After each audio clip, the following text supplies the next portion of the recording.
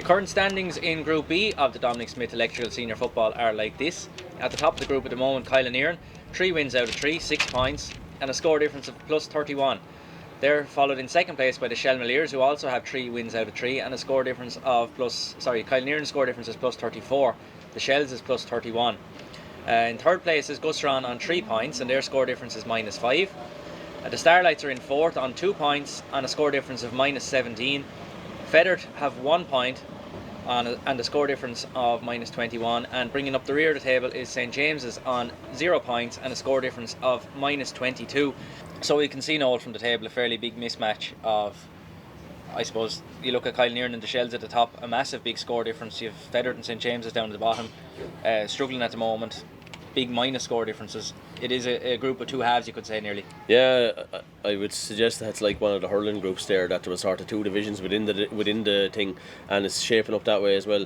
Gusserane, to be fair, are sort of in the middle limbo line there at the minute on 3 points. Another win probably gets them through at this stage of the championship, and they've been nearly there, I suppose. And I suppose their first real test of them was at the weekend there against Kilanerin, and I think Kilanerin showed their worth when the questions were asked of them of being real, genuine title contenders.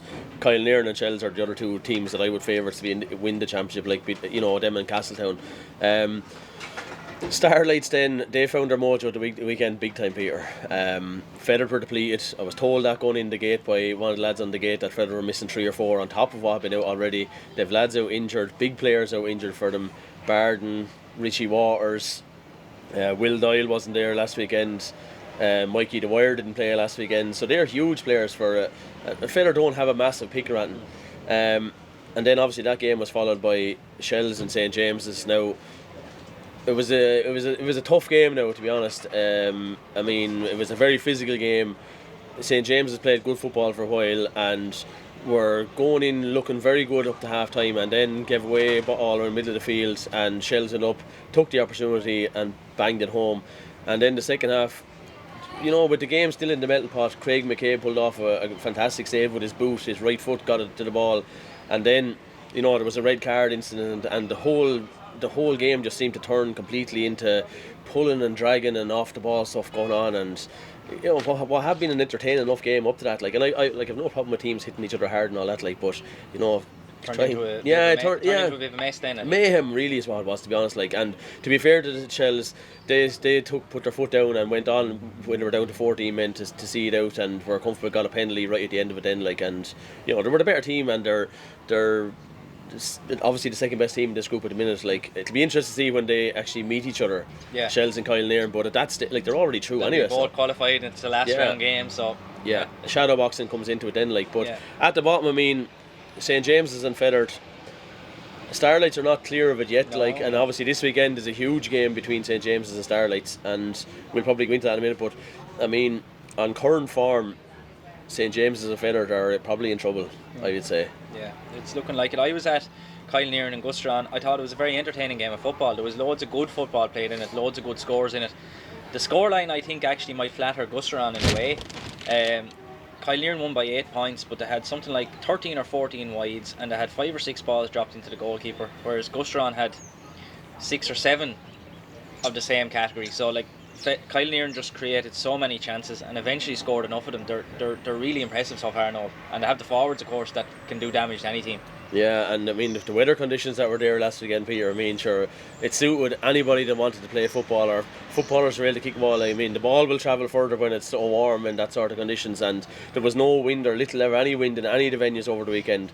And the really good footballers who are able to, who have the skills, who have the talents, are able to show it there last weekend. And I'd like to see more open football, to be honest, more teams going at it, but the two teams at the top are there on merit and are going through, and then it's a matter of whether Gusserane can get over the line to get another point. I mean, I don't see them beating Shells at the weekend, so that'll mean they'll stay on 3. If St James is able to pull a result out this weekend, well, then they're back into contention again as well. So and Gusserane have to play the Starlights in round 5, so that that looks like it's going to be a very tight one there. And St James's have to play Fethard in round 5, isn't that right? So that's right, yeah.